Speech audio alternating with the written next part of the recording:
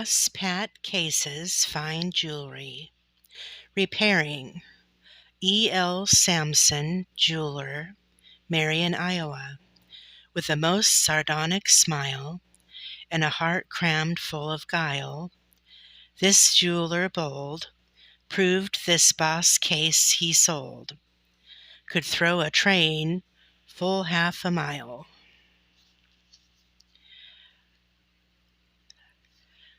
The Joss Boss's patent gold watch case is the best in the world.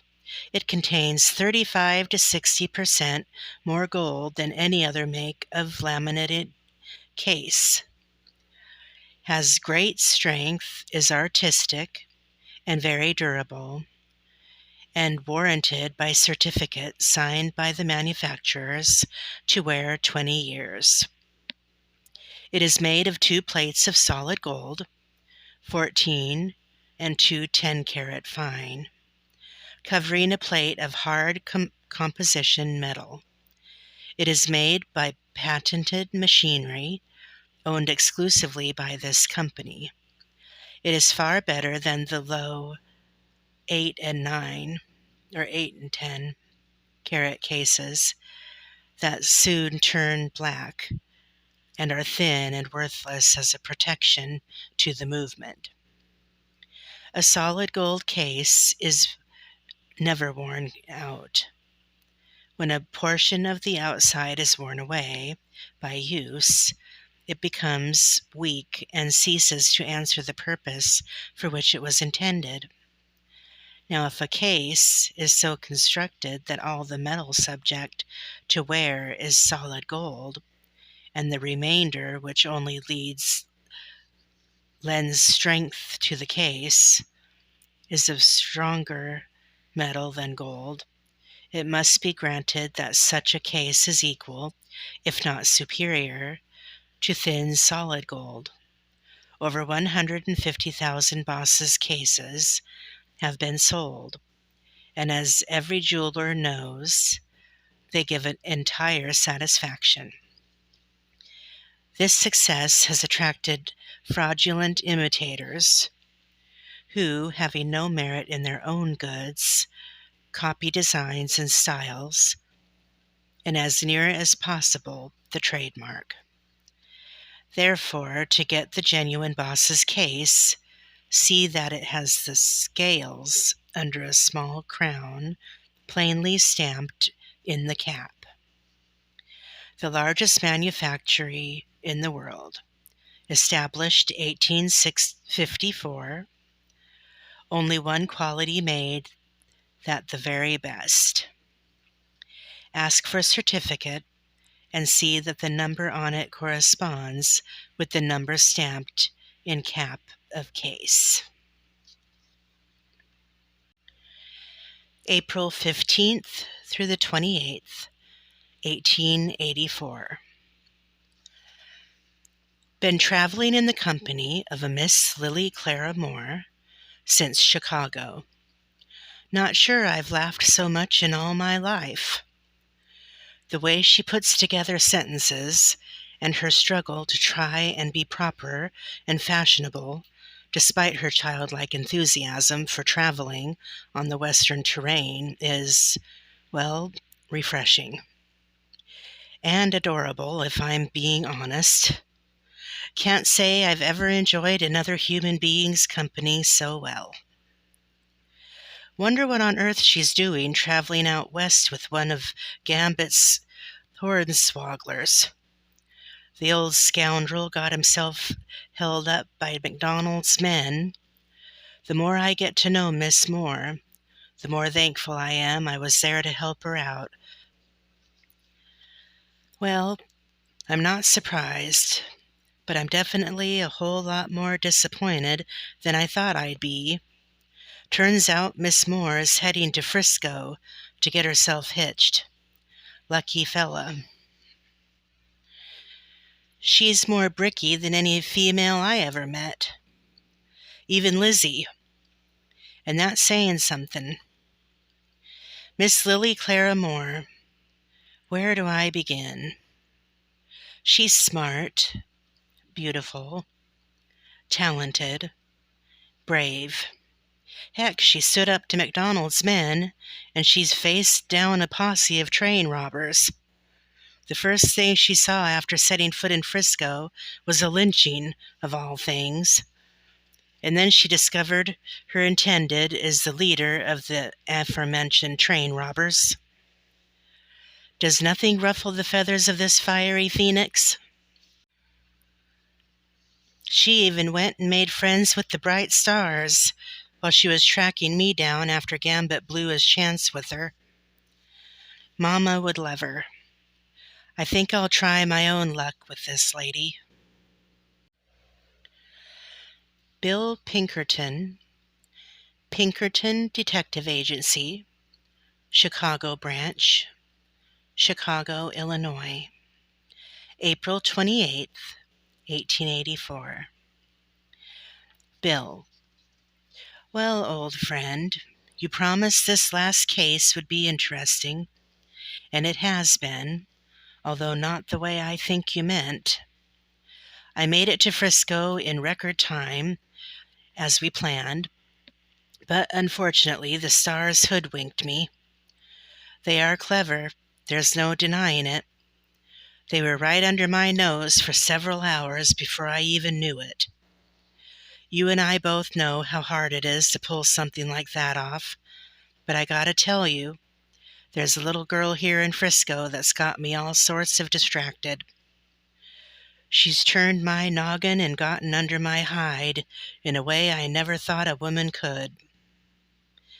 I know you thought I had these kinds of feelings for Lizzie, and for a little while I may have had some, but Bill, as much as I regarded her as a fellow agent and cared about her as my acolyte, she never had any real power over me. Not like this little lady I met in Chicago. Her name is Miss Lily Clara Moore, by the way. She grew up in New York City in the Mott Haven neighborhood. If she isn't the spunkiest Celt of a girl I've ever met, then you can spit in my eye the next time we meet. The first time I saw her, she was trying, and succeeding, to claw herself free from that Malmsey-nosed thug of McDonald's. Seems there'd been a misunderstanding between MacDonald and Miss Moore's escort regarding gambling debts. They came to collect before the escort could give them the slip, and Miss Moore got in the crossfire. I'll tell you, when I saw her there all flaming hair and eyes full of blue sparks, I knew I'd never seen anything so pretty in all my life. Fortunately for me, she lost her escort in the skirmish. Now, with her being a lady and all, I couldn't just let her travel through the wilds alone, could I? Of course I couldn't. So I just went and offered myself as escort. I don't mind telling you the next few days were the most pleasant I've ever had. She's the most adorable spitfire I've ever laid eyes on. And she's smart and untarnished, despite the hard hand life has dealt her. She's an orphan, see, and her only living relative, a sister, is real sick. Apparently, she caught a rough case of pneumonia this past winter, and being in an asthmatic way, it nearly killed her. The doctor told Miss Moore if she didn't get her sister out of New York before next winter, she might not survive. When I met her, Miss Moore was on her way to Frisco to marry a man she'd only exchanged a few letters with in response to one of them personal advertisements. She thought that by marrying a man with a bit of money, she'd be able to get her sister out of New York sooner than if she saved up her pennies and dimes from sewing her dainty fingers to the bone.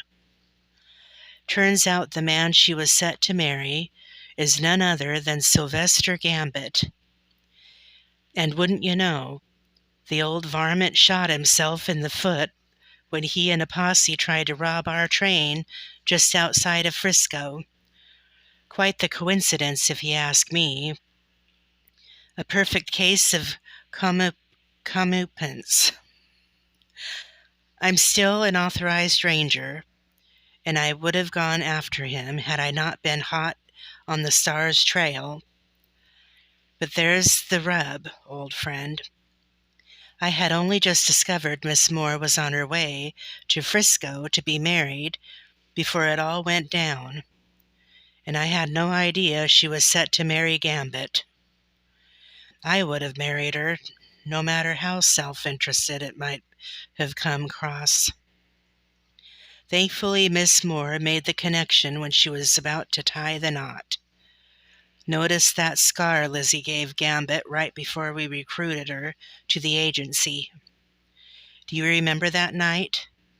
She bit him so hard he had to have his old sidekick sew up the wound. Anyway, one look at that scar on his wrist, and Miss Moore left him standing right there in front of the preacher. Didn't even give him a backwards glance. But who do you think our little Spitfire ran into next? The bright stars. All three of them. And guess what they did the moment they discovered I was the only acquaintance Miss Moore had to turn to in her hour of need? They strolled her right up to my hotel, dropped her off, and hightailed it out of town before anyone was the wiser. I'd be lying if I said I wasn't thanking my lucky stars regardless. The idea of Miss Moore wandering the streets of Frisco at night, and in such a vulnerable state, still makes me awful thankful she thought to come find me after discovering the truth about her intended. Never mind the fact that it bodes awful well for my prospects with her. Blazes! The moment I saw her standing in the door of the hotel, looking like a dream, all draped in yards of vanilla silk and a lace veil as fine as spun sugar, I swear it took me a full minute to gather my trap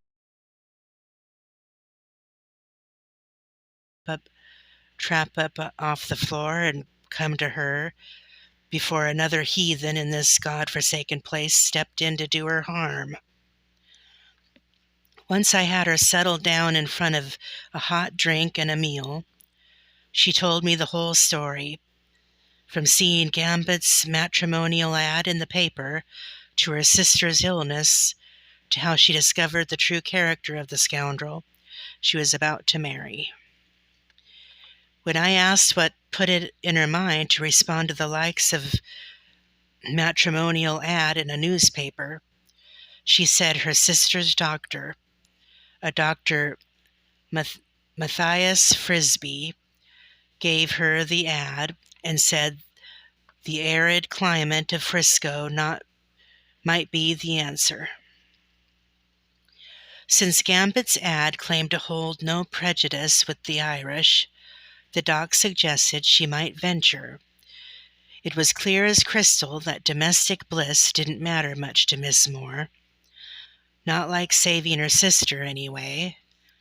It's mighty admirable, yet my gut tells me this fiery little female would have woken up one day to find she wanted much more from a husband than Gambit could offer. Honestly, Bill, the thought of her shackled to that low life turns my stomach something awful. In the meantime, Miss Moore puts me in mind of that good life we've been yammering on about for years. She makes me feel hopeful that there's still some of it left for me to get. It's the best I've felt in an awful long time.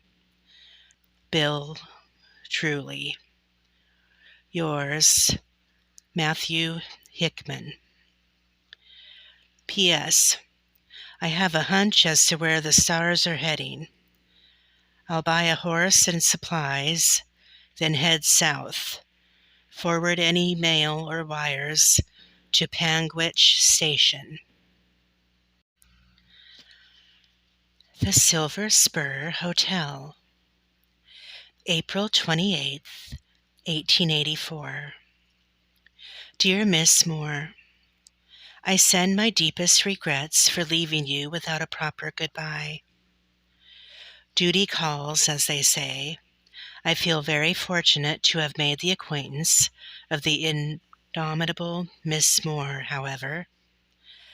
I believe you'll do well here in Frisco, and I wish you all the luck in the world. I am writing to inform you that a friend of mine, a Miss Lottie Strickland, will be calling on you this afternoon at 2 o'clock. I hope you'll forgive me the intrusion, but I showed her your fine handiwork on that pretty wedding dress of yours. Don't worry, I paid Sally the maid to nick it from your room while you were sleeping. Miss Lottie assured me she'd return it to you on her visit. She's in dire need of a dressmaker such as yourself, and I believe she is coming to offer you employment of that nature. Hopefully the work suits and will tide you over until you can get that dress shop you mentioned up and running. I've had a mighty fine time getting to know you so far, Miss Moore. I'd like to get to know you a mite better if you don't mind writing to me while I'm out tracking. I promise to write back as often as I come across a post office. If this sits all right with you, please send your letter to Agent Matthew Hickman, Panguitch Post Office, Panguitch, Utah Territory. I'll be on the move regularly, but that's where I'm going next, and I'll send you any new directions when I write to you in return. I hope to hear from you real soon, Miss Moore. Take care of yourself. Yours truly, Matthew Hickman. P.S. I picked up this map of the territory over at the Mercantile this morning. It's the most recent version I could find. I thought you might like to have it. Maybe when I write to you, you can plot my whereabouts and keep track of me. It's liable to get a mite dicey out there. I'd find it awful comforting knowing Miss Lily Clara Moore was keeping track of me.